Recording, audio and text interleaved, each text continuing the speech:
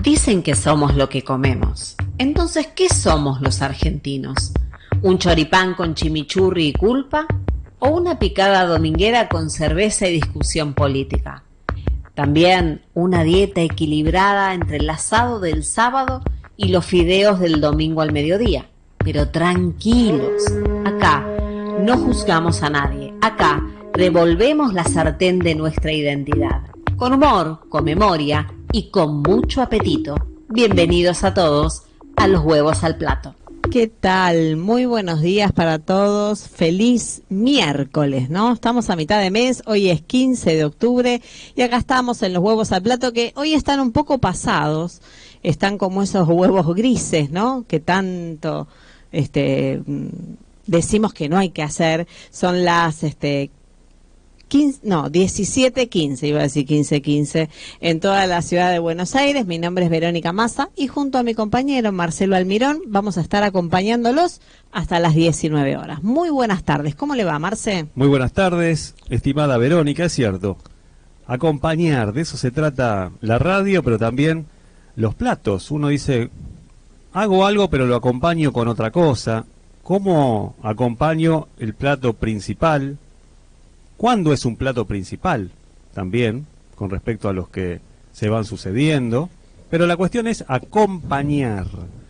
Y en estos tiempos de individualidades, me parece que estar en compañía es importante. Claro que sí, y así como nosotros les hacemos compañía, ustedes también nos hacen compañía a nosotros y nos pueden dejar un mensaje contándonos. Como siempre, la consigna del día es una receta que te represente, ¿sí? Una receta. Hoy vamos a estar hablando de la inmigración española, así como hace unos días lo hicimos con la italiana. Hoy vamos a estar hablando del pueblo, del querido pueblo español, de cómo llegaron a la Argentina a principios del siglo XVIII, XIX, también en la época de Colón. Vamos a hacer un breve registro histórico de todo eso, con algo de revisión histórica y crítica, por supuesto, pero siempre con una mirada amable y cómo hasta nuestros días se van registrando esas identidades, cómo se mezcló esa cultura y cómo se mezcló nuestra cultura también en la española, porque en eso no los hemos dejado solos. Hoy vamos a estar hablando en particular no solo de la inmigración, sino de dos platos. Vamos a hacer el spoiler, como dicen los chicos. Sí. Dos platos que tienen que ver con la cultura española de pe a pa, pero que también han sido modificados por los elementos que nosotros les hemos sumado. En este caso, vamos a hablar en nuestro plato de fondo del puchero. Un plato que no es tan veraniego para la fecha que estamos, pero pensando mucho en la columna de hoy, elegí ese plato porque tiene elementos que de alguna manera han sido incorporados en la comida argentina y algunos que ellos han incorporado en la comida española. Y luego también vamos a tener en esta columna de qué estamos hechos, vamos a hablar de la tortilla española y vamos a retomar un poco el tema de las tapas, algo que ya comimos en programas anteriores y que nos ha dado tantas satisfacciones. Así que ya sabes, déjanos tu mensaje al 116000-0863 con esta consigna de cuál es tu plato favorito o receta de qué plato te gustaría tener. Como siempre, te recordamos la temperatura en la ciudad de Buenos Aires y aquí en la República de Tapiales, 26 grados en este momento es la temperatura, 26 también la sensación térmica. Va a estar lindo el día, ahora se estaba nublando un poquitito, mañana, jueves y viernes también, pero sábado y domingo ya esa primavera que venía en modo vuelo se está haciendo notar. ¿Ya tiene planes para el fin de semana, Marce? Bueno, fin de semana de Día de la Madre. Día de la Madre, sí señor, sí señor. Y Día de la Madre, por supuesto, ¿qué va a pasar en Los Huevos al Plato? Todas las personas que nos dejen un mensaje para saludarnos, para compartir una receta, para hacer una pregunta, vamos a hacer un sorteo. Claro. Por supuesto, como siempre. Especial del Día de la Madre. Así que te tengo 2 regalitos preparados para ustedes, pero si se ponen las pilas, si hay muchos llamaditos, vamos a hacer uno más, un sorteo más. Así que a ver si se van poniendo las pilas los oyentes y nos dejan su mensaje al 116000-0863. También tengo un ausente con aviso en el día de hoy. La licenciada Guillermina Alves ha tenido un compromiso que ineludible, familiar, así que el miércoles que viene va a estar acompañándonos como siempre, como esta dinámica que se creó acá en los huevos al plato, que le preguntamos a Guille todo lo que hacemos bien o todas las macanas que hacemos mal. Igual, menos mal, ¿no? Porque viene el fin de semana del Día de la Madre y, ¿no? Vamos a hacer algunas comilonas de más, ¿no es cierto?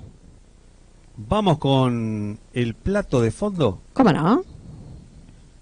En los huevos al plato.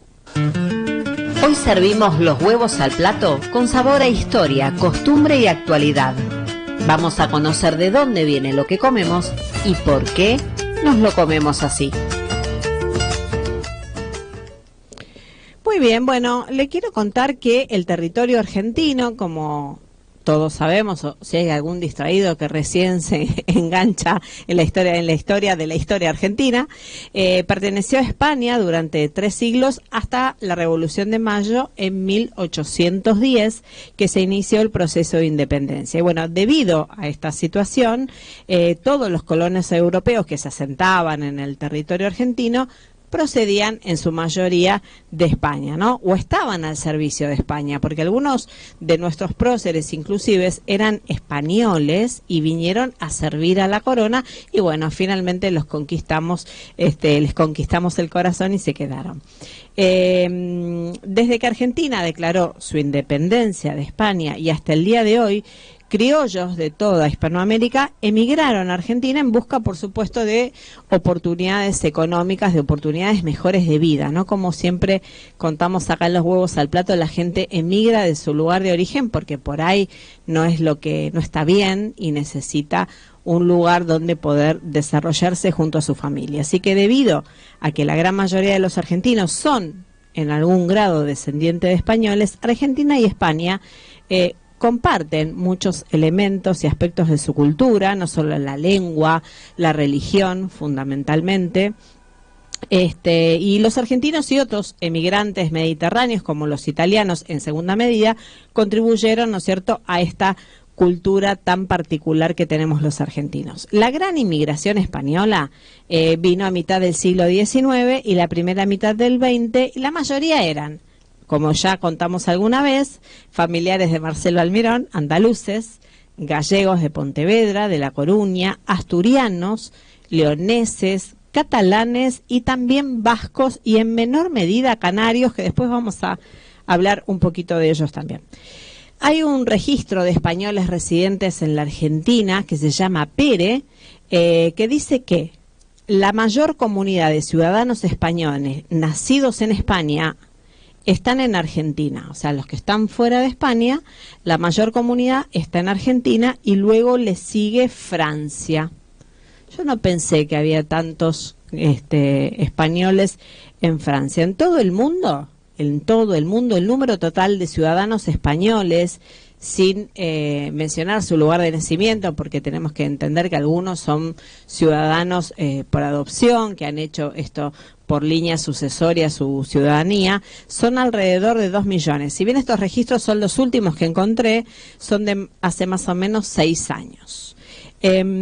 Así que digamos que la columna vertebral de toda la Argentina es la suma de todas esas poblaciones coloniales, de la inmigración española, de la italiana, en los tiempos que siguieron a la independencia del país. Los pueblos originarios de este territorio tuvieron algunos inconvenientes con la corona española y ahora vamos a hablar un poquito de esa relación que fue en un punto bastante larga y algo compleja, y los primeros asentamientos en el territorio se remontan al siglo XVI, esto es post venida de Colón a la Argentina, y desde entonces muchos españoles comenzaron a asentarse en la región, donde algunos se casaron, ¿no? Donde algunos se casaron y tuvieron descendencia con poblaciones indígenas, con poblaciones también esclavas, no solo argentinas, sino que venían de otras partes, ¿no? Muchos venían de África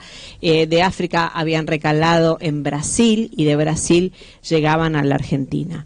En principio, digamos que Argentina fue una colonia que dependía del Virreinato del Perú, y posteriormente fue integrada al Virreinato del Río de la Plata, allí más o menos por 1776 y don Fernando VII, toda esa historia.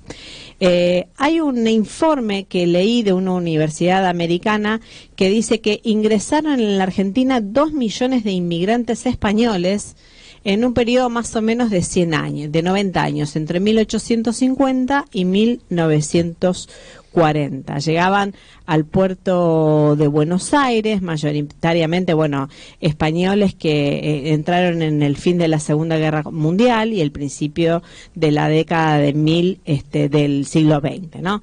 Este movimiento de Argentina, a su vez, en 1810, que venía con el tema de la independencia, ahí empezó a traer conflictos, porque algunos que habían venido representando la corona española querían quedarse en la Argentina, querían formar su hogar aquí y de alguna manera pelearon para que la Argentina se independizara de aquella colonia a la que habían venido a defender, ¿no? Estas cosas que empiezan a pasar y que nadie tiene pensado. Te cuento más o menos así a grandes rasgos de los lugares donde más españoles vinieron a la Argentina. En primer lugar, tus descendientes, ¿sí? De Andalucía, los andaluces fueron el 25% de los españoles que vinieron aquí a la Argentina, de Cádiz, de Granada, de Huelva, de Málaga, de Jaén. La mayoría vino acá a la ciudad de Buenos Aires, también en algunos lugares en la provincia de Buenos Aires, en La Plata, en las provincias de Mendoza, Salta y Tucumán. ¿Por qué elegían esas provincias, Marcelo? Porque tenían mucho que ver con el lugar topográfico de donde ellos venían. Recordamos que Andalucía, para el que no conoce, es una tierra muy calurosa, muy desértica, y ahí se cultivan olivos, vides, frutos, naranjas. Sí. Y entonces aprovechando un poco ese conocimiento... Se fueron para Cuyo. Eso mismo, se fueron para Cuyo. Después quiero, cuando hagas el cierre histórico, que es es muy en superficie, por supuesto. Sí, claro. Estamos hablando de 5, casi 6 siglos. Sí, y traté de achicarlo bastante. Estoy pensando en algo muy puntual. A ver, después lo quiero comentar. Te decía, Asturias también, vinieron asturianos y ellos se fueron más para el lado de Cuyo, pero hacia abajo, Patagonia. Sí. Hicieron San Luis, San Juan, Mendoza, Santa Cruz y algunos de las Islas Baleares, que fueron muy poquitos. ¿Y sabe dónde fueron esos muy poquitos? A un lugar muy emblemático. Fueron a San Pedro. Para los que conocen San Pedro, hay una costumbre muy española que es las mallorquinas, las ensaimadas. Sí. Eso es característico de Mallorca. De Canarias también vinieron muy pocos inmigrantes y la mayoría, ¿sabe para qué lado se fue? Se fueron para Cuba, Puerto Rico y Venezuela. Y no es casualidad tampoco, porque me parece que tiene que ver con el clima, ¿no? Ellos compartían este clima con esos lugares y no tanto con la Argentina, que no tiene un clima tropical. Claro. Cataluña.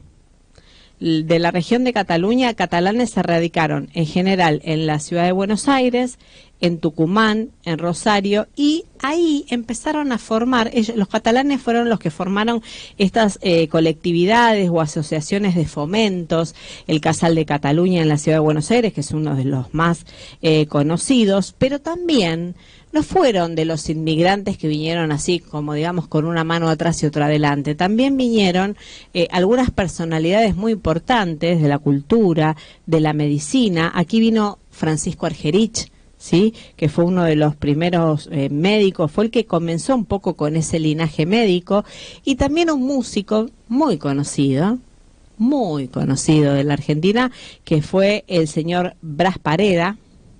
Blas, hijo de padres catalanes, nacido en Murcia, que fue el compositor, por si hay algún distraído, del himno nacional argentino. También destaca el Tercio de Miñones de Cataluña, que fue un batallón que también peleó por los derechos de los argentinos en las invasiones inglesas en la ciudad de Buenos Aires. Por supuesto, los bien y conocidos gallegos de Galicia, que constituían el 70% de la población española en la Argentina, la ciudad con el segundo mayor número de población gallega del mundo, después de Galicia. Y bueno, tan importantes fueron los gallegos sin importar su origen. Y bueno, después vamos a hablar un poco de por qué le llamamos gallegos a todos los españoles, ¿no? Haciendo esa simplicidad. Por supuesto, la Comunidad Valenciana, la mayoría se fueron para el lado de la costa. Ya hemos hablado, se acuerda de las fallas que se hacen en Mar del Plata también, de los valencianos. Pero ahí hubo una relación media extraña que fue marcada un poco por la colonización y por la invisibilización de las culturas indígenas. En la zona de la costa había una población originaria que, bueno, dado el momento que se vivía, no fue absolutamente respetada por los españoles, pero bueno, esto lo ponemos hoy en contexto, ¿no? Con el Diario del Lunes, en ese momento se vivía de otro modo, no era tan sencillo. En la época colonial, desde la llegada de los primeros conquistadores, se estableció, bueno, como le decía, este vínculo que era un poco desigual, porque los indios que estaban acá en la Argentina no eran como los indios y los aztecas, no tenían el mismo tipo de organización, estaban como más desvolados, digamos.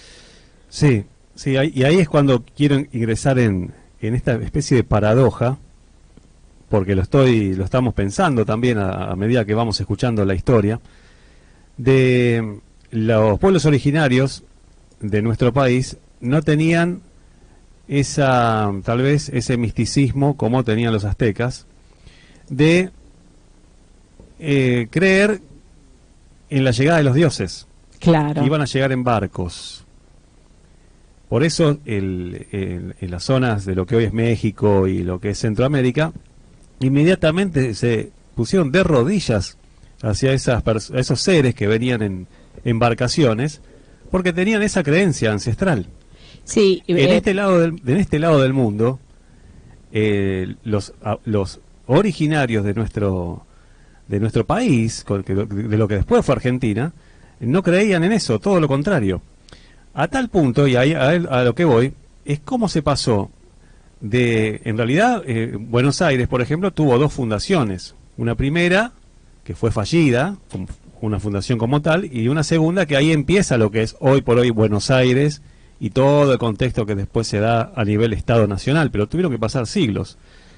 ¿Cómo se pasó de una antropofagia sufrido por el pueblo, por los conquistadores, entre comillas, a la diversidad de platos y variedades que hoy tenemos, venida justamente de la tierra que decimos madre? Claro. Es increíble cómo se dio esa historia.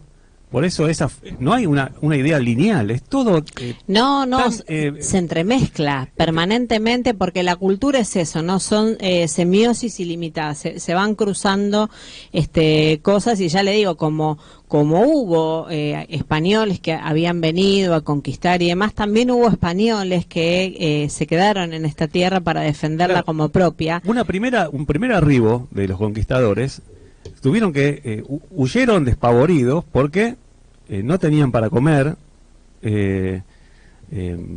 eligieron ir más hacia el norte, es decir, esa tierra de La Plata, esa tierra bañada en plata, no era como tal, era una historia también mística. No se encontraron con eso, se encontraron con un terreno duro, frío, todo un yuyal, en lo que hoy por hoy es, por ejemplo, la Plaza de Mayo. Todo era una zona brutalmente rústica. Sí, claro. Bueno, entonces sí. Se murieron de hambre. Y es más, sufrieron antropofagia, es decir, los indios muy hábilmente dijeron, no, dejémoslo, que ellos solos se van a ir de acá. A diferencia de los aztecas que se rindieron ante ellos, si bien hubo también luchas entre pueblos, había como una idea imperialista también de un lado y del otro. Lo estoy haciendo muy rápido esto, ¿no? Sí, pero digo, ¿cómo se da el proceso de haber sufrido la hambruna a siglos después traer los platos tradicionales ya de una España conformada como nación en periodo de guerra mundial? Y hoy por hoy tenemos esa diversidad, por eso decir respeto por la diversidad cultural es la expresión perfecta, sí, claro, que tenemos que no solamente adoptar, sino entenderla, de decir, tenemos que agradecer tener un país con este abanico diverso de posibilidades que en otras naciones no tienen. No, es increíble cómo se dio el proceso claro aquí. que no, y se va, y siento que con el tiempo se van dando nuevas formas de mestizaje cultural, y bueno, hay que tratar de sacar lo mejor de todo. De hecho, el proceso, por ejemplo, de evangelización, hoy estaba escribiendo esto para el día de hoy, para compartirlo, y cuando hablaba de los jesuitas no pude evitar acordarme de la película La Misión, que si tiene por ahí un poquito de esa canción, la vamos compartiendo. Y las órdenes religiosas, en particular los jesuitas, jugaron un papel que era doble, ¿no? O ambivalente, diría yo, porque aunque promovían la evangelización y el aprendizaje del castellano, se acuerda que se fueron a instalar a misiones, también ofrecieron cierta protección y autonomía a estas comunidades indígenas que también querían defenderlos contra los españoles, contra el abuso, ¿no?, de algún sector colonial. Entonces la expulsión de los jesuitas a fines de 1760, creo que 1768, dejó a muchas comunidades vulnerables que de hecho fueron asesinadas cuando los jesuitas son apartados como parte de la misión colonial de España. Y con la independencia de 1816 se esperaba una redefinición de estas relaciones sociales asimétricas, pero en lo que respecta a los pueblos originarios, el nuevo Estado heredó y profundizó estas diferencias que había hasta el momento, así que durante el siglo XIX, mientras se fomentaba la inmigración, porque también cabe destacar que se quería atraer a más gente que viniera de la Argentina, ya lo decía Sarmiento en su libro, ahora se me fue el nombre del libro, que decía que el mal de la Argentina es la extensión, en Facundo lo decía, Facundo, ¿no? Civilización y barbarie. Sí, decía que, bueno, de alguna manera lo único que podía componer a la Argentina no solo era la educación, sino la población, ¿no? Teníamos grandes extensiones de tierra sin nadie que las habite. Entonces, en ese contexto se fomentaba la inmigración europea desde España y desde Italia, especialmente, y se impulsaban campañas militares, y acá es donde empieza un poco como la parte más fea de esta historia, la campaña del desierto, uno de los episodios más representativos de ese momento, en 1879, que estaba liderada por el general Julio Argentino Roca. Esta campaña territorial, que tenía una característica expansiva, digamos, de centro a sur principalmente, si bien una política estatal, justamente, claro, buscando la expansión del Estado Nacional. Claro, ahora, para salvar la ropa de los queridos españoles que nos están escuchando, si bien los inmigrantes no lideraron estas campañas, sí fueron beneficiados por ellas, ya que muchas tierras de estas que eran expropiadas a los pueblos originarios, como los mapuches, los tehuelches, eran entregadas a los colonos europeos.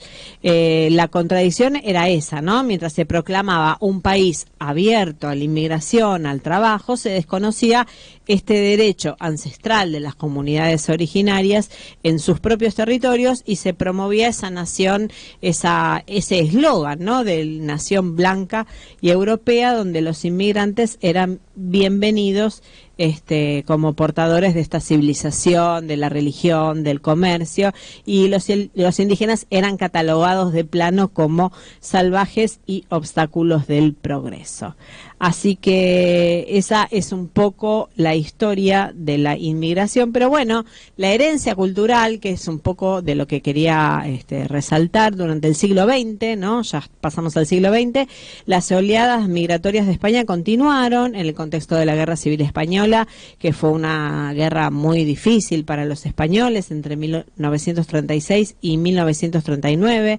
La dictadura franquista, llegaban acá a la Argentina, sobre todo a las zonas urbanas, donde el contacto con los indígenas era mucho menor, ¿no? Ese tipo de inmigración estuvo menos en contacto con ellos. La inmigración española entonces fue clave para el desarrollo poblacional, económico y cultural de este país, de la Argentina. Sin embargo, bueno, debe entenderse que en ese contexto colonial y la nueva construcción del Estado Nacional era excluyente para este tipo de culturas, y durante la historia oficial, durante muchos años, hasta no hace mucho que se empezó con lo que ya conocemos más o menos como revisionismo histórico, esta tensión se promovió una narrativa de la Argentina se constituía como la Europa de América, ¿no?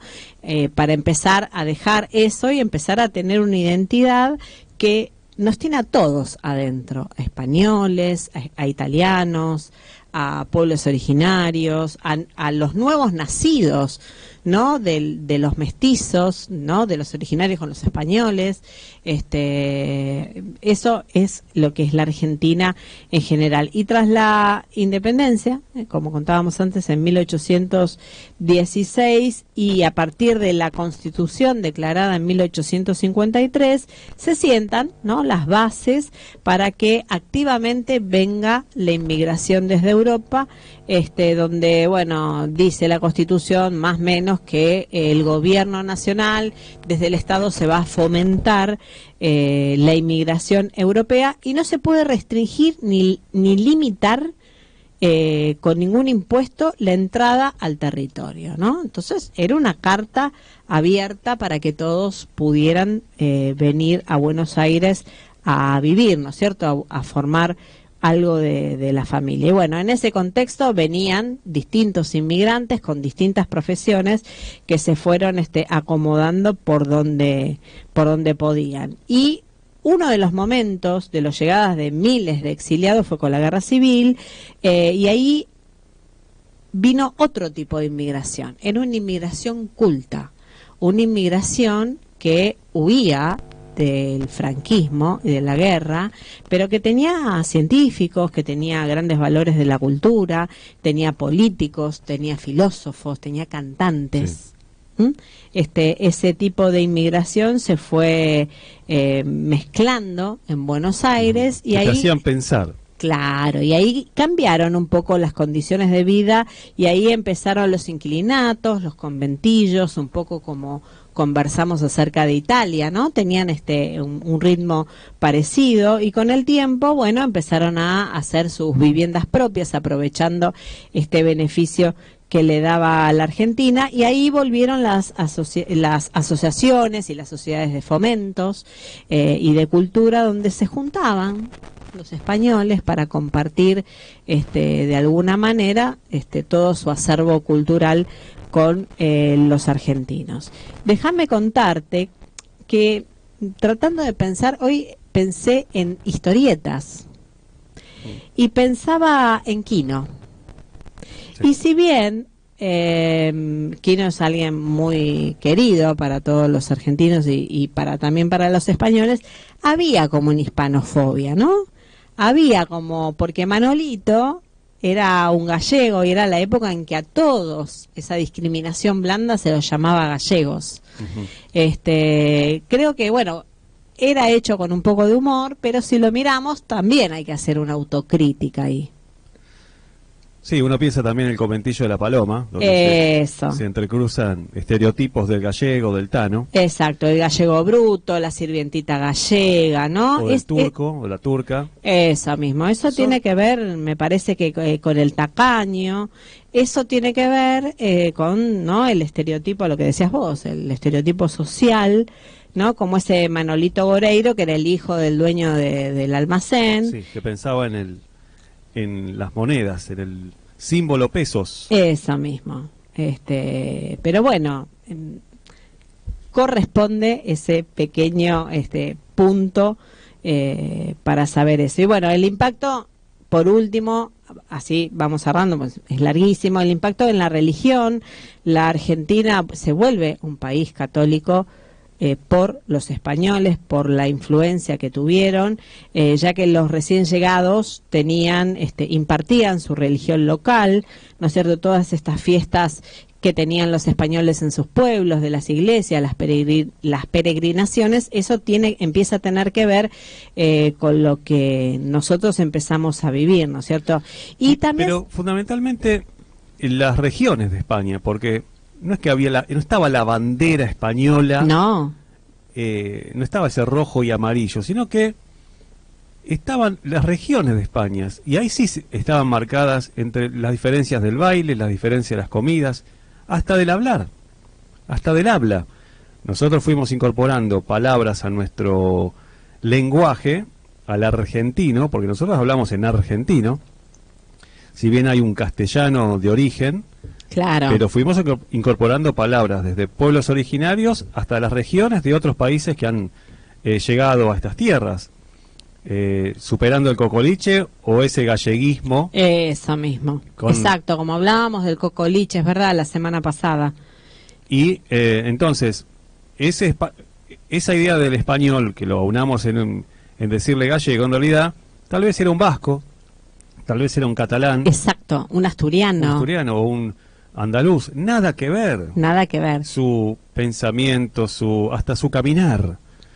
Pero se fue enraizando. Y sabe por qué también, bueno, me da la sensación de que al haber una mayoría masculina, porque la mayoría de los inmigrantes eran hombres, entonces los hombres, había una desproporción enorme. Entonces, ¿qué pasó? Buscaban mujeres.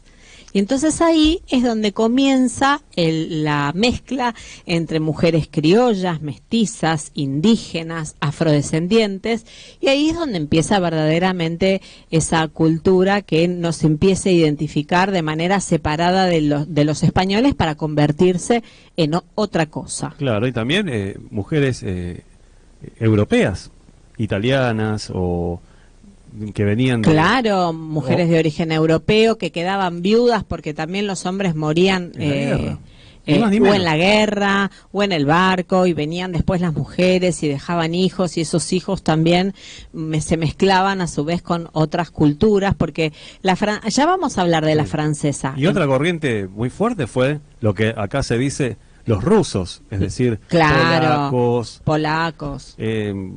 Todo lo unamos a la expresión ruso. Lo mismo que con los gallegos, claro. Pero bueno, la Unión de Repúblicas Socialistas Soviéticas, que hoy está separada en tantos países, bueno, en ese momento conformaban un conglomerado que, bueno, eran todos rusos, es un poco lo que decís vos. Y además, al venir con esa educación, que eran hombres y venían con la educación católica, el tema sexual, los patrones tradicionales fueron muy inflexibles en ese momento, ¿no es cierto? Sumado a, bueno, al contexto histórico, al momento en el que se vivían. Pero hay que decir que algunas de las mujeres que venían desde España, que eran miembros de asociaciones mutuales, de trabajadoras, de sindicatos, ellas eran las que se apartaban un poco del tema de la religión, y entonces con ellas un poco vinieron a traer un rol de tirar la tradición religiosa y cultural tan arraigada que tenían los españoles, y pelearon por el laicismo en la Argentina, ¿no? Las primeras escuelas laicas se las debemos a mujeres españolas que peleaban por esos derechos, ¿no? Y para tirar con ese estereotipo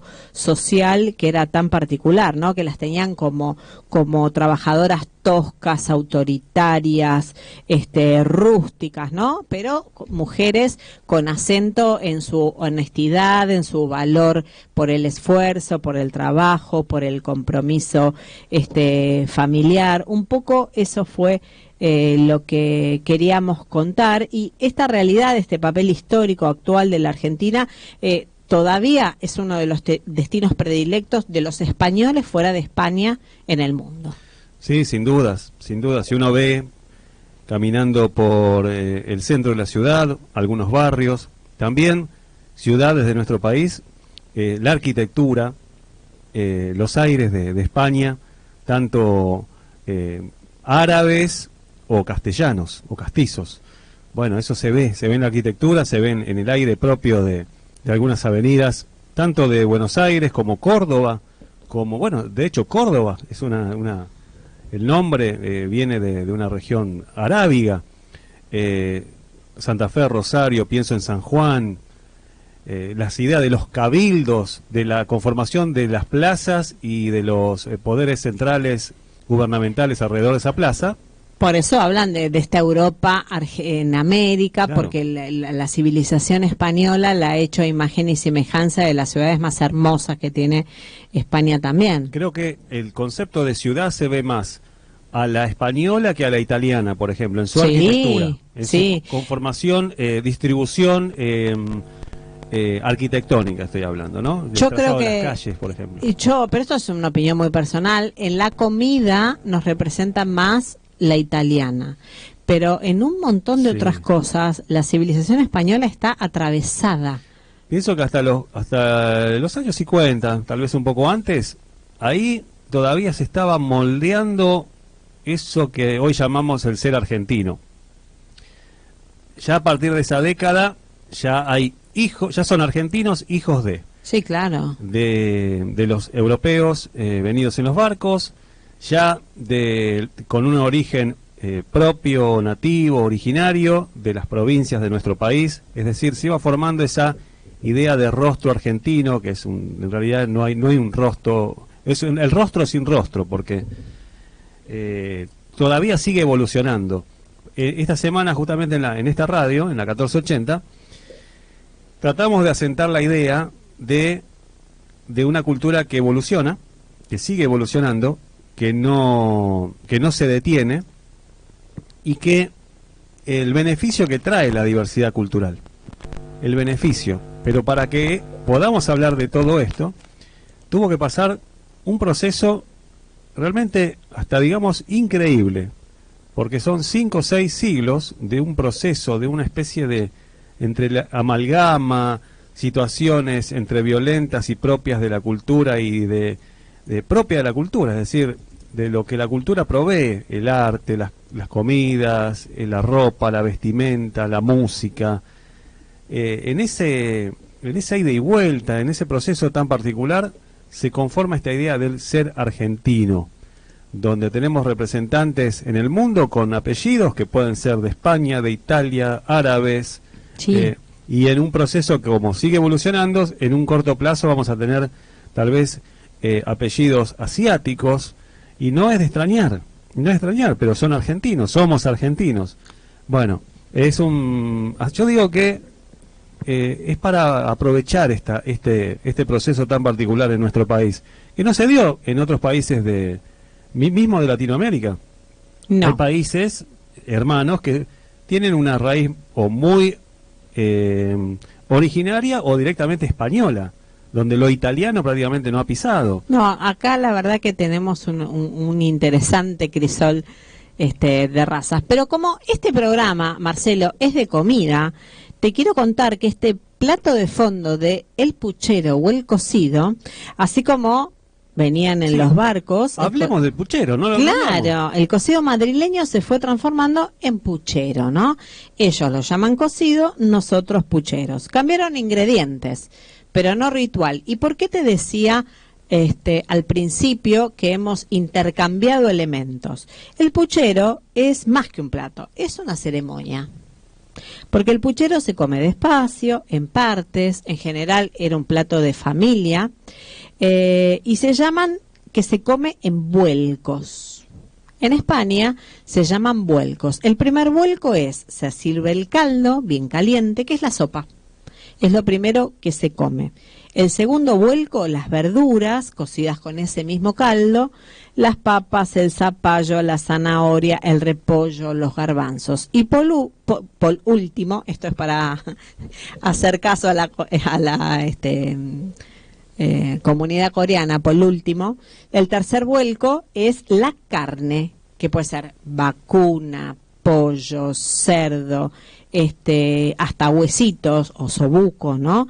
Que es el cierre más contundente del plato. Entonces, en Argentina, el puchero heredó el espíritu con el que se había hecho, pero se le puso zapallo, papa, maíz y carne vacuna. Por eso te digo que podría decirse que el puchero es un guiso de inmigración. Cada comunidad le puso lo suyo. Ellos el repollo, los italianos el tomate, pero los criollos le pusimos el maíz y le pusimos la papa. Entonces hoy el puchero se come en Argentina, a la Argentina, pero también se come en España, a la Argentina, porque tiene el tubérculo y la papa y el maíz, que son originarios de América. Entonces en la Edad Media era una comida de campesinos. Garbanzo, chorizo, carne, todo junto. Y en América se le encontraron estos nuevos productos como el maíz, la papa y la calabaza, así que el viejo cocido español se volvió más argentinos. Así que hay sabores que España llevó al mundo, como el ajo, el aceite de oliva, el azafrán, el pimentón, los garbanzos, pero también ese viaje volvió a América y se volvieron con las papas, los pimientos, los tomates, así que cruzaron los mundos en una gran cacerola imaginaria. Así que bueno, Argentina y España nos dejaron muchas cosas.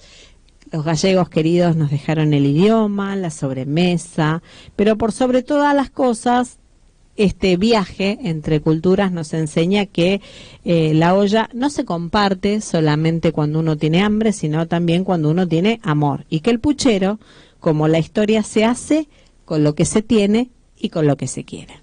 En los huevos al plato te contamos de qué estamos hechos los argentinos. Bueno, lindo mensaje el de Leonardo Esteves. Antes estábamos escuchando Sin Documentos, ese temazo de Los Rodríguez, que es el mejor momento de Calamaro, que vivía en España. Por eso es que elegimos este grupo español. Y sí, tenemos esa mezcla, ¿no?, de esa manera de hablar. Y claro que sí, que no hablamos con la Z y hablamos más como los andaluces. Esto del yeísmo, que, bueno, los locutores somos bastante castigados con eso, que si decimos la Y, que si no decimos la Y, pero bueno, ahí vamos, 18-12 en toda la República Argentina. Es que justamente el problema argentino es la extensión. Un locutor de Jujuy, sí, claro, tiene un acento distinto al de Tierra del Fuego. Sí, sobre todo el litoral, ¿no?, que hablan Bueno, con la L y que es tan diferente a lo que hacemos nosotros. ¿pero por es eso argentino o no? Sí, sí, Bueno. por ahora sí. Por ahora, hasta que sea la República Independentista de Puerto Iguazú, son todos argentinos, los formoseños también. Así que, bueno, gracias por los mensajes. Nos pueden dejar al 116000-0863. Y en el fondo, tanto las especias como los viejos modos de cocinar nos recuerdan, ¿no?, lo que hacemos en este programa, que es nuestra herencia, y cómo cada generación pone su toque, pone su espíritu, dejando una huella para alimentarse, y no solo para alimentarse, sino para reunirse, para recordar, porque literalmente eso es de lo que estamos hechos. Así que la tortilla española, señoras y señores, es el mejor ejemplo para mí que hoy pude elegir de este mestizaje, porque es un plato, atención, pay attention, como me decía mi profesora de inglés en segundo año, un plato hecho con huevos europeos y papas americanas, que une estos dos continentes, así como esta mezcla en el cocido y en el puchero, en una misma porción. ¿Por qué le voy a decir esto? Que le hace honor a al nombre del programa, que es sencillo pero redondo como un huevo, como un abrazo. Es que las gallinas domésticas vienen originalmente del sudeste asiático. Entonces, su uso sistemático en la cocina como ingrediente así clave se consolidó en Europa, no en Asia, sobre todo en la península ibérica, en los queridos españoles, en Francia y durante la Edad Media y el Renacimiento. Por eso decimos que la tortilla es un plato de herencia, ¿no? Porque tiene estos huevos asiáticos by Europa y las papas que son americanas. España en particular desarrolló platos donde el huevo es un asistente esencial, como es la tortilla, el flan, la natilla, los huevos a la flamenca, bueno, etcétera, etcétera. Luego, durante la colonización, este repertorio cruzó el Atlántico y se mezcló, por supuesto, con el maíz, como decíamos antes, y con la papa. Es increíble y lo bueno, justamente, de tener esta posibilidad de aunar continentes desde la cultura. Eso mismo. Ese es el fuerte que los pueblos tenemos. La cultura, lo que hagan los estados, los gobiernos con respecto a las políticas es otro tema. Hay países que viven en constantes conflictos armamentísticos, incluso teniendo corrientes culturales tan fuertes y se parecen tanto entre los pueblos que tienen conflictos de armas. Es por un territorio, por los recursos naturales. Nosotros tenemos esta posibilidad de que las corrientes que han venido internas, europeas, asiáticas, bueno, fortalecen nuestra cultura. Buenas tardes, nos dice Claudia de Caballito, me encanta el tema que están abordando hoy. Muy bien, Claudia, te mandamos un beso y participás en el sorteo del día de la fecha, en este comer virtual que tenemos, que alguna vez nos vamos a dar el gusto de hacer una degustación. Por ahora son solamente virtuales. También tenemos a Carla de Boedo. Saludos, muy bueno el programa, dice. Muy bien, Carla, muchas gracias. Y continuando con con el fin. Recuerden, 156-000-0863. 156000-0863, nos mandan un WhatsApp, audio o texto. Ya lo contagié, ¿no? Con las 1000 maneras de decir el teléfono de la radio. Claro, 000-0863. Está cantado, 000 sí. 0863 o 156000-0863. 1.000.000. Yo veía la lotería cuando era chica. ¿Sería premonitorio? Que quería ser locutora y no me daba cuenta. Yo quería hacer radio. No sé si quería ser locutora. Sí, acá también queremos hacer radio. Porque hoy esa idea del streaming total... No, queremos... No.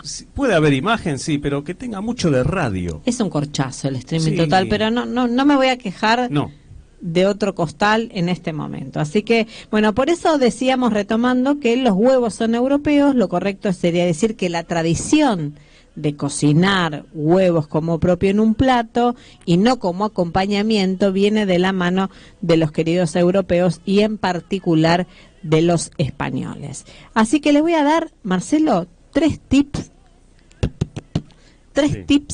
para hacer una buena tortilla. El primero, paciencia con la papa, se llama este capítulo. Paciencia con la papa, cocinar las papas y la de cebolla, si las usás, despacito, en abundante aceite tibio, no frito, no fuerte, digamos, sino tibiecito, así quedan tiernas y se mezclan mejor con el huevo.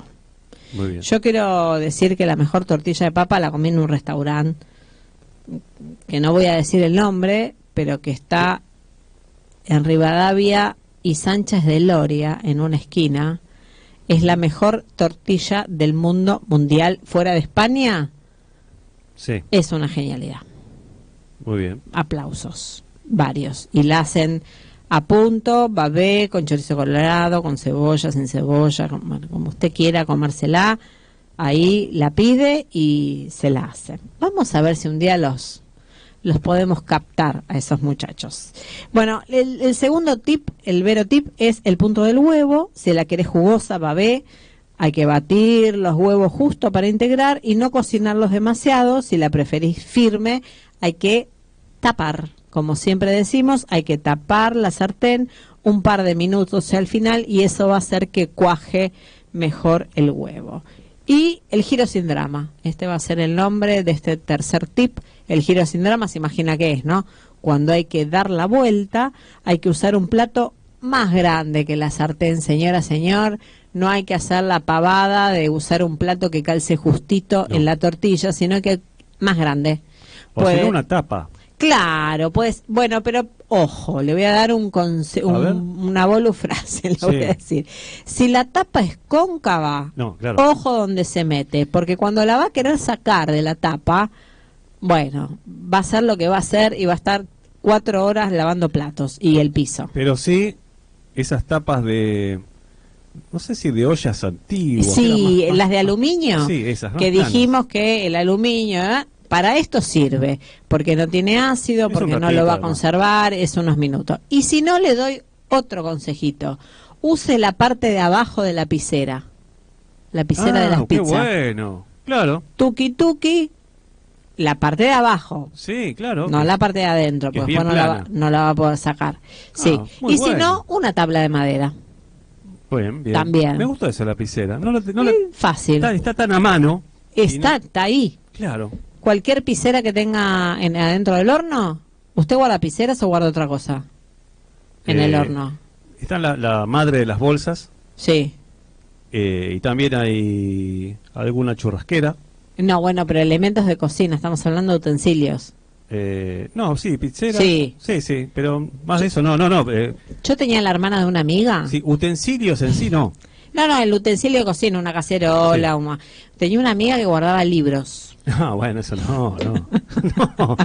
Sí. No, tengo la suerte de tener una y biblioteca. no es que quería emular a Fahrenheit, no. Ella guardaba libros porque pedía delivery. Claro. Ray Bradbury, no. No, pero era raro porque, digo, habiendo tantos lugares para guardar libros, ¿no?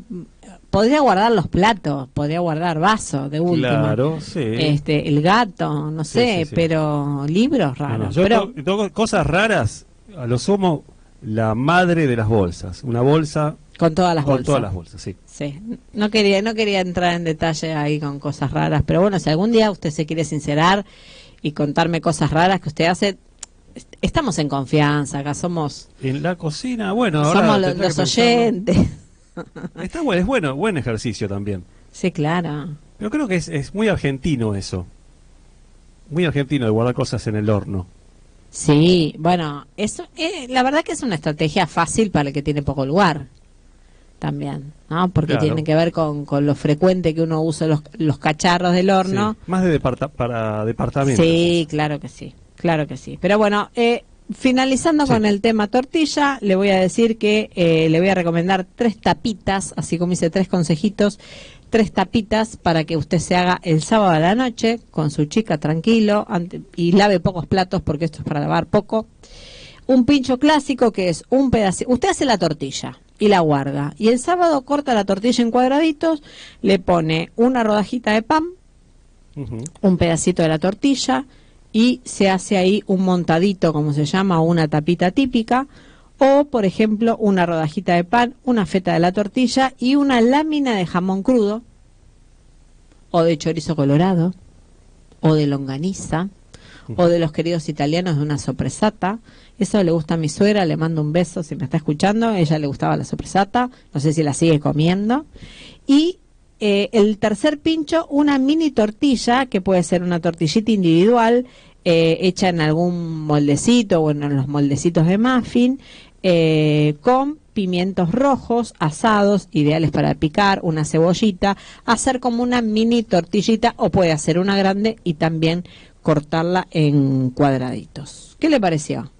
¿Va a comer tortilla o no va a comer? Excelente, ya tengo un par de tips que no estaba aplicando y me parece excelente. Vamos con un mensaje. A ver. Diego de Caballito dice: como siempre, muy entretenido, yo tengo ascendencia italiana.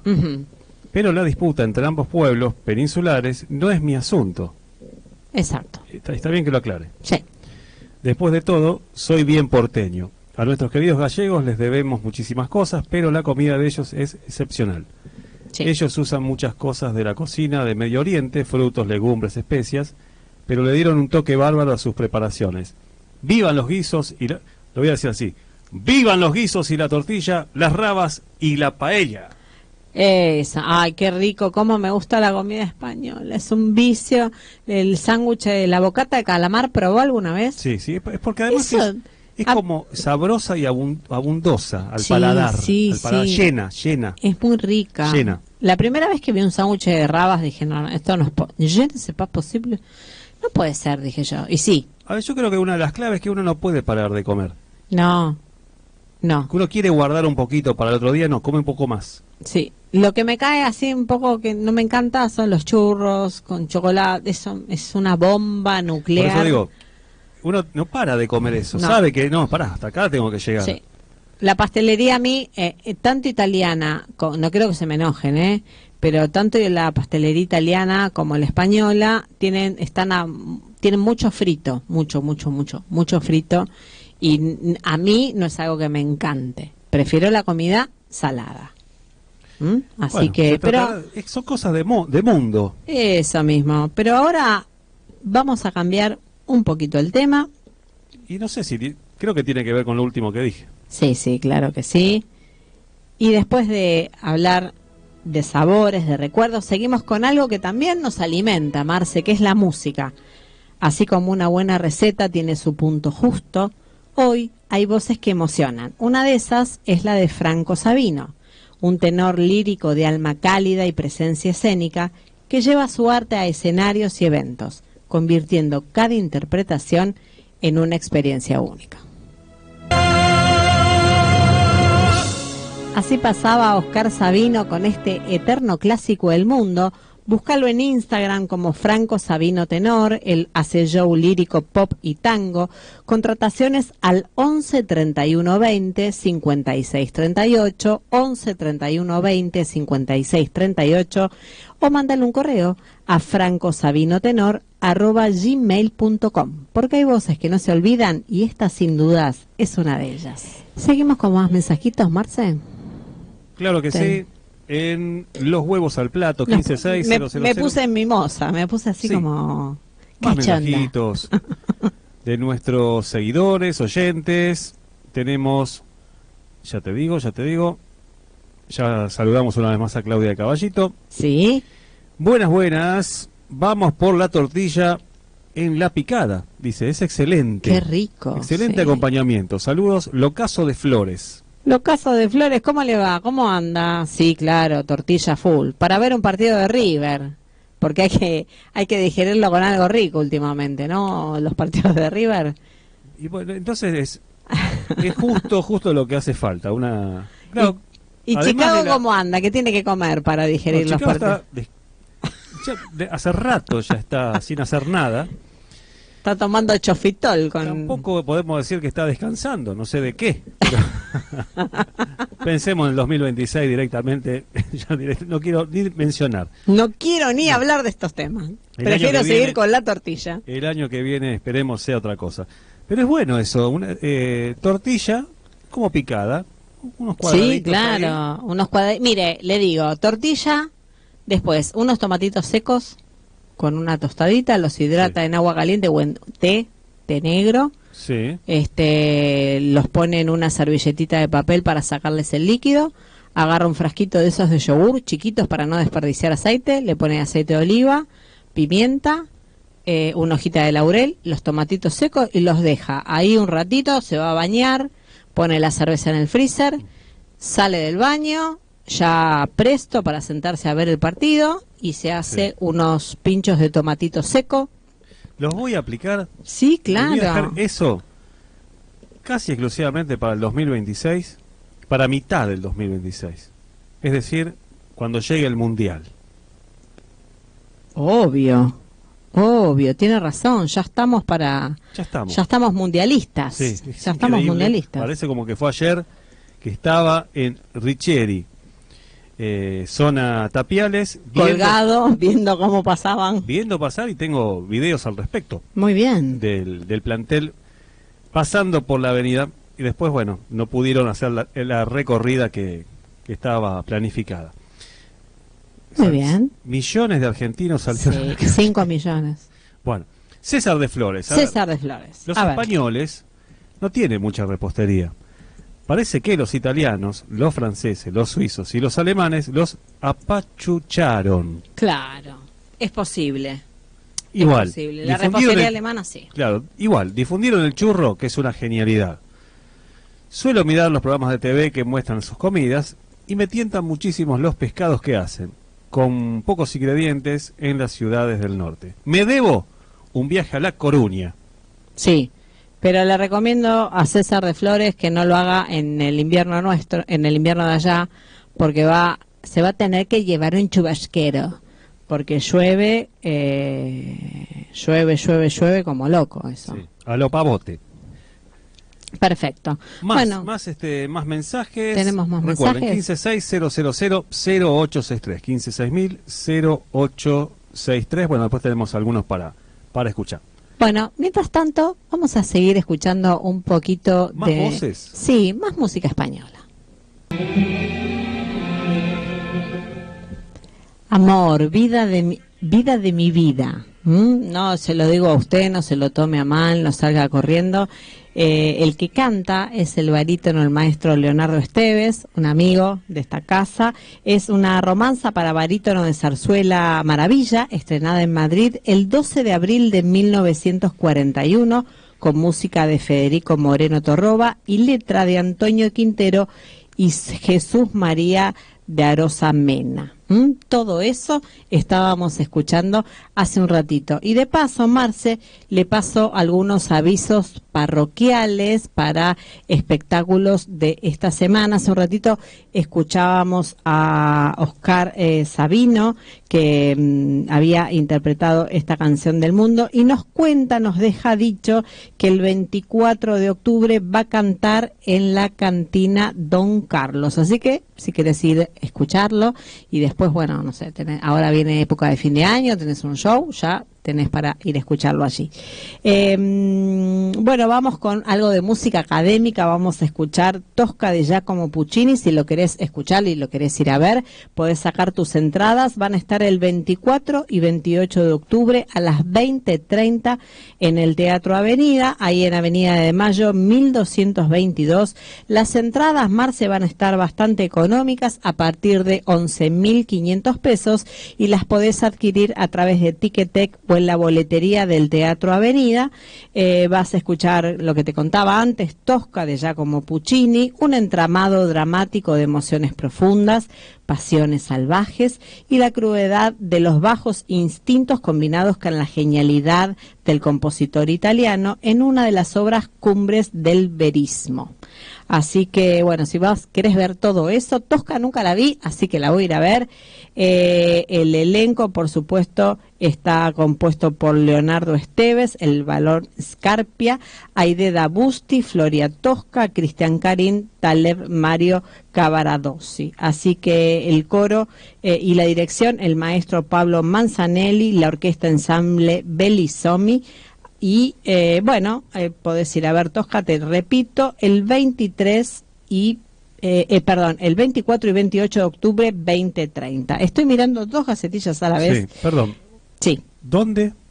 En el Teatro Avenida. Ah, sí. Avenida de Mayo 1222. Estoy pasando seguido y veo la cartelera principal. Sí, aparte le han hecho un poquito de restyling, no mucha cosa, pero es como un mini Teatro Colón. Sí, y después también, en la gacetilla que estaba leyendo mientras leía Tosca, va a haber un concierto de la carrera de música popular argentina que tiene como protagonista a Kaori Masuda en violín. Es el egreso de esta violinista, el profesor Fabián Bertero interpreta Arlequín porteño, El día que me quieras también, junto a la Orquesta Institucional del Coro Manuel de Falla con el director maestro Diego Lisiardi. Esto va a ser mañana, ¿sí?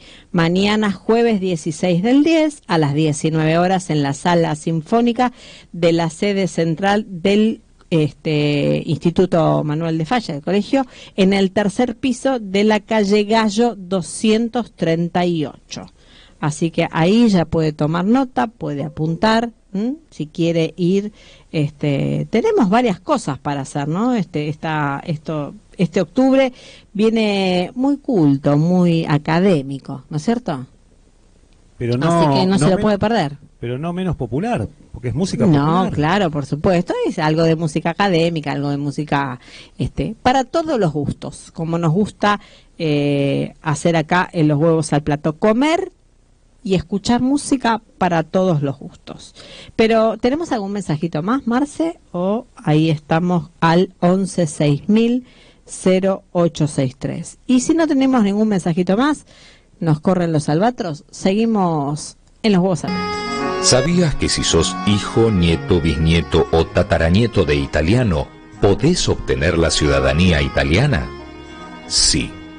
Hijos y nietos por vía administrativa. Y además, como el decreto del 27 de marzo de 2024 está fracasando en toda Italia, ahora los bisnietos y tataranietos pueden también ser ciudadanos italianos. MS y Asociados.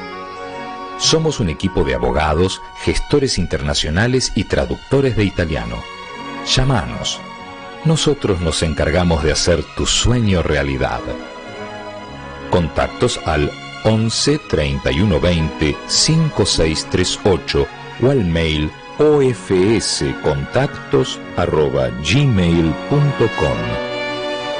MS y Asociados. E sentiti vicino all'Italia. Los Huevos al Plato con Verónica Massa en la 1480. Y como decía Vero, los españoles nos dejaron mucho amor y civilización y el idioma y las universidades y los hospitales, porque la colonización española fue a través de la comunidad, no fue como la sajona que fue a través del exterminio. Sí, algo de eso hay, Gerardo. Sí, creo que sí. Estoy en un todo de acuerdo. Por supuesto, no, también con los matices que hemos dejado claros a lo largo del programa, pero bueno, es lo que nos fuimos integrando entre las dos culturas y creo que el resultado es bastante interesante. Así que bueno, si ya pensaste en tu pasaporte comunitario, te contamos que hoy, con ese pasaporte, vamos a ir a recorrer 4 destinos de España donde vivir o viajar vale la pena. Y lo armé para que tengas 4 secretitos de cada uno de estos lugares, algo bien simple que te quede en la memoria, que te dé curiosidad para ir y googlear ahora cuando termina el programa, mientras escuchás Sin pelos en la lengua. Bueno, ahí te haces el mate, qué sé yo, y vas empezando a mirar. El primer lugar elegido es Barcelona, donde la comida elegida es la paella, ¿sí? Paella de mariscos en la Barceloneta, que es la zona donde está la playa, que ya contamos alguna vez que esa playa es original, que se hizo en la década del 80 para los Juegos Olímpicos de Barcelona, que no existían, que esas palmeras fueron traídas de otro lado. Algún día vamos a hablar de eso.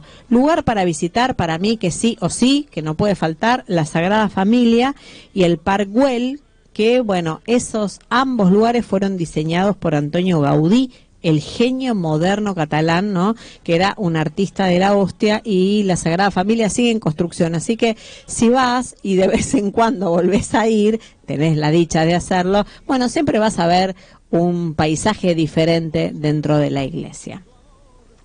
Madrid, un lugar que me encanta, un lugar que es amoroso.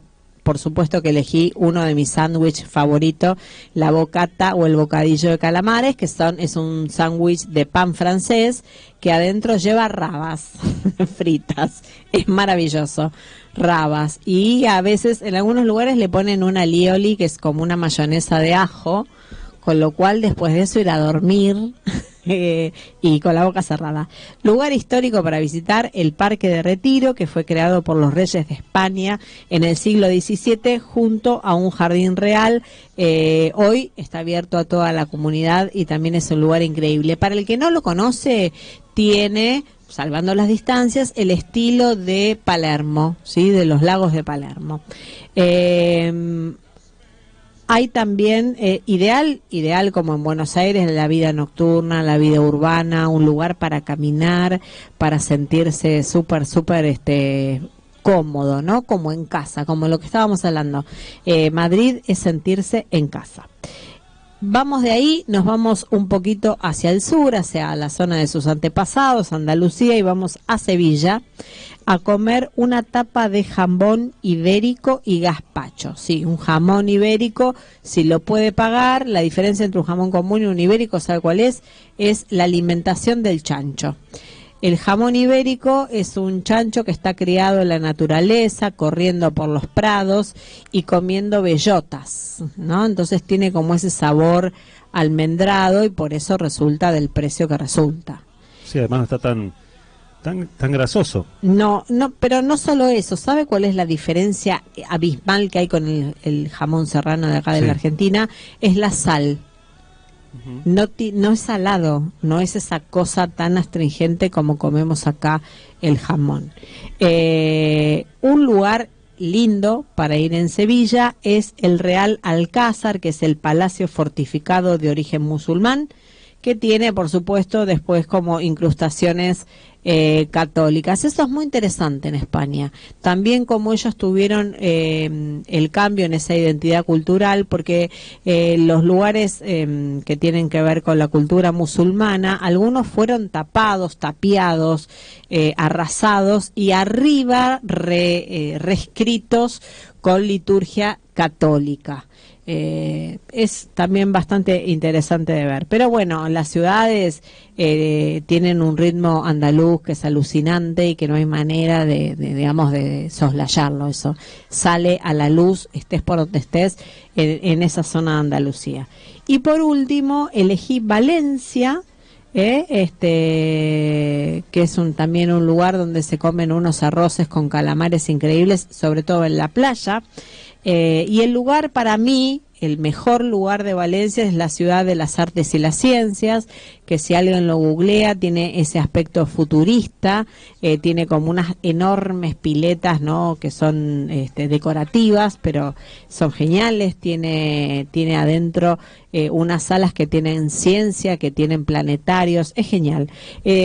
Esta ciudad de artes y ciencias fue diseñada por Santiago Calatrava. Es un complejo que combina, como te decía, la ciencia, la cultura, el arte y la modernidad. Bueno, lo mejor de Valencia son las fiestas de las fallas, las fiestas valencianas, y la música, que hoy no lo traje este grupo, pero ya lo voy a traer, que es la Habitación Roja, que es un grupo de valencianos. Así que bueno, este es ideal, el lugar para combinar playa, cultura, historia, ciencias. Valencia tiene mucho de eso. Así que bueno, con MS y Asociados, tu ciudadanía italiana no es solamente un papel, puede ser la llave para vivir, para viajar y para disfrutar Europa. Consultalos y comienza tu camino hacia nuevos horizontes. Frigorífico Fura. 25 años procesando la mejor carne vacuna de exportación con los más altos estándares de calidad y trazabilidad. Atención personalizada a restaurantes, parrillas, hoteles y servicios de catering. Entrega a domicilio con transporte propio en Capital y Gran Buenos Aires. Frigorífico Fura. Tradición, calidad y confianza en cada entrega. Ventas @fura.com.ar. Instagram @furafrigorífico. Teléfono 11 46 87 1025. Frigorífico Fura. La mejor carne argentina. ¿Cómo comimos hoy, Hoy hemos disfrutado. Y hemos paseado, además. Hemos paseado, hemos disfrutado de la comida y gracias a Fura, el frigorífico que nos acerca a las mejores carnes para disfrutar en casa. Hoy vamos a hablar de algo parecido, pero no directo, del mundo de la charcutería española, que son sus fiambres, sus jamones y sus secretos mejor guardados. La charcutería en España tiene siglos de historia, no les pertenece porque ya los romanos curaban carne con el tiempo cada región desarrolló sus especialidades. Por ejemplo, Andalucía, el jamón ibérico de bellota, el que le comentaba antes, mientras que en Castilla y León destacan los embutidos de cerdo blanco, el lomo y el chorizo curado. Un dato, Marce, curioso: el jamón ibérico de bellota proviene de cerdos alimentados con bellota y su curado puede durar hasta 3 años, por eso vale lo que vale. El resultado es un sabor intenso, delicado, apreciado en todo el mundo, no salado, y no nos olvidemos del chorizo, que cada región tiene su estilo, ¿no? Más picante, más finito, más dulce, más ahumado, más natural. Y si alguna vez te preguntaste cómo elegir un embutido, acá van también unos Vero Tips para que puedas llegar a elegir el mejor embutido que tengas frente a tus ojos. A mí me gustó, Vero Tips. Vero Tips. Observa el color. El jamón ibérico es rojo intenso con vetas de grasa blanca. Nada de amarillo, violeta, ningún color de esos medio raro. Un día vamos a hacer bondiola, Marce. Bondiola y pastrón, voy a dar la receta, es una pavada. Es tiempo nada más de curado, pero es fácil. Olfato, aroma agradable, no tiene que tener notas amargas ni sabores ácidos. Eso es una buena señal de que está bien curado. El tacto, hay que tocarlo, hay que amigarse y tocarlo, firme pero flexible y con grasa infiltrada que aporte el sabor. Así que para disfrutar en casa, Fura te facilita todo eso, llevando cortes frescos y seleccionados para que te puedas armar tu propia tablita de charcutería perfecta. ¿Para qué? Para un sábado a la noche, te pones una película o una serie española. A ver, no me di cuenta. Si tuviéramos un programa de 7 horas, podría recomendarte además algunas series españolas. Y ahora, bueno, en España te cuento que las tapitas con chorizo con jamón son un clásico. Como te decía antes, podés prepararla con jamón ibérico, con queso manchego y un toquecito, ¿sabes de qué? De pera o de membrillo, para darle ese toque dulce. Las croquetas de jamón, por supuesto, otra delicia, que algunas tienen salsa blanca adentro y eso le da una ternura riquísima.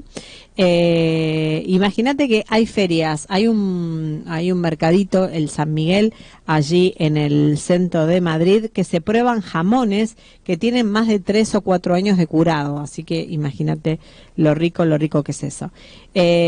Así que bueno, este fue como un paso, un adelanto, ¿no? Un pequeño adelanto de lo que es un recorrido por la charcutería española en un mundo de sabores, de aromas, de tradiciones que también podés disfrutar en Fura Charcutería, ¿no? En Corte Charcutería, un aliado para la carne, así que no importa si es para tapas, si es para tablas, si es para una receta especial, para un día de semana que venís con mufa y querés comerte algo rico en tu mesa, así que ya sabes, Corte Charcutería, los buscas en Instagram y vas a poder disfrutar de un rico donde el cielo se une. ¿Te gusta Nino Bravo?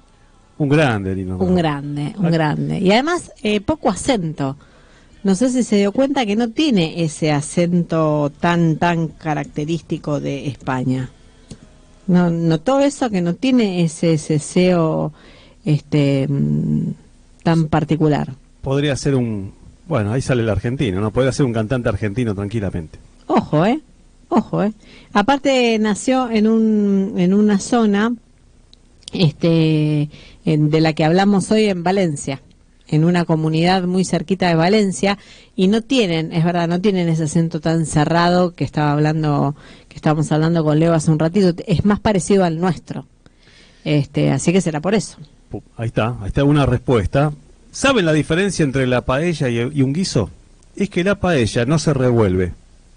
Los frutos de mar quedan en reposo sobre el arroz, soltando sus sabores, nos dice Leo de Ramos. Sí, claro, y bueno, hay como una característica de la paella, que es el socarrat, que si no hace socarrat no está bien hecha, que es ese arroz quemadito que queda pegado en el fondo de la paella, claro, que es muy rico. Así que Leo se ve que es un gran comedor de comida española. Sumemos a Marcela de Caballito, que Bien. dice lo siguiente. A ver. Hola, muy interesante el tema de hoy, con la mezcla de culturas y de nuestros ancestros, tanto en la religión como en la gastronomía, como en el lenguaje, del que hoy tienen características propias nuestro castellano rioplatense, abrazado por el lunfardo y las deformaciones que se le fueron adhiriendo. Muy bien. Muy bien, qué oyentes tenemos, oyentes de este. También deja saludos Diego de Mataderos. Muy bien, Diego de Mataderos, que ya lo pusimos aquí en el sorteo. Muy bien. Conocedor de la pastelería, dice.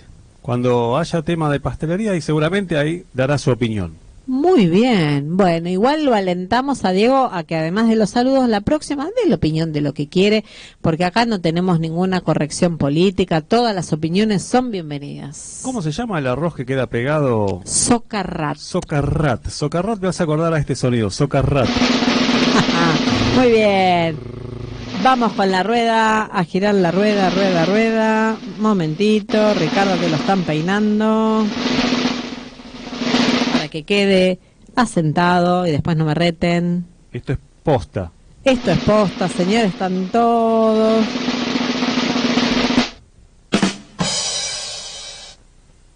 Ay, acá espere, que me quedó algo mal. Espéreme. Bueno, a ver. El primer resultado, Marcela de Caballito. Muy bien. El primer resultado, Marcela de Caballito. Y acá me quedó algo mal anotado. Que dejó su comentario sobre el lenguaje, las características de nuestro castellano rioplatense, el lunfardo, bueno, mezcla de culturas. Bueno, gracias, Marce, por comunicarte, por prestar atención. Eso nos gusta, eso, que los oyentes no solamente se sumen porque sí, sino que escuchan.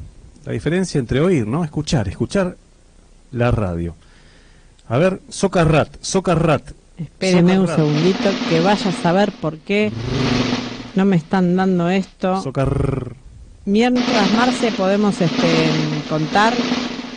Sí, en minutos se viene En Sin minutos. Pelos en la Lengua, el programa de Eduardo Espíndola Durán, nuestro representante latinoamericano. Él dice, agárrense de las manos. Ahora sí. Socarrati. Alicia de Mataderos. Muy bien. Alicia de Mataderos, que me mandó un mensajito hace un ratito también. Así que bueno, Marcela de Caballito y Alicia de Mataderos se han hecho acreedoras de estos regalitos del día de hoy. Voy a hablar con ellas para ver cuál de los dos regalitos prefieren cada una, porque acá somos muy inclusivos, tenemos amor y regalos para todo el mundo. Bueno, muy bien, ¿cómo la pasó, Marcelo? ¿Qué tal? ¿Cómo comió? Es como que el tiempo pasó vertiginosamente, pero aprendí, adquirí conocimiento, y ahí está la clave, ¿no? De los huevos al plato. De divertirnos, pasar una buena tarde. Claro, ya tenemos un Socarrat que va corriendo tras un epicursor. Claro. Que hace rato que no lo nombrábamos. Y solanáceas. Fabáceas y cucurbitáceas y le llama ¿cómo era la otra? Crucíferas. Vamos a armar otro dúo otro duelo, más que otro dúo de verduras para la semana que viene, otro versus con Guillermina Alves, que sí o sí, fiel al pie del cañón el miércoles próximo, miércoles 22. Te perdiste el programa, lo podés ver en el YouTube de La 1480. Lo buscas YouTube, La 1480, La 1480, o si no pones La 1480 con número. Muy bien. Ahí podés escuchar toda o ver también la programación. Muy bien, y recuerden también los huevos al plato en Spotify, que también están un poco plomo, escuchándome a mí sola, pero sin música, porque bueno, no nos retan. ¿Viste? Esto es Spotify. Así que, señoras, señores, nos vamos a ir cantando bajito con los huevos al plato, con algunas ideas para la cena, esperando disfrutar el fin de semana que se aproxima muy soleado en una primavera preciosa, 19:06. Les deseo una excelente semana. Chau, los quiero mucho. Los huevos al plato. porque comer es también contarnos. Nos escuchamos la próxima semana con la mesa servida de historias. Buen provecho.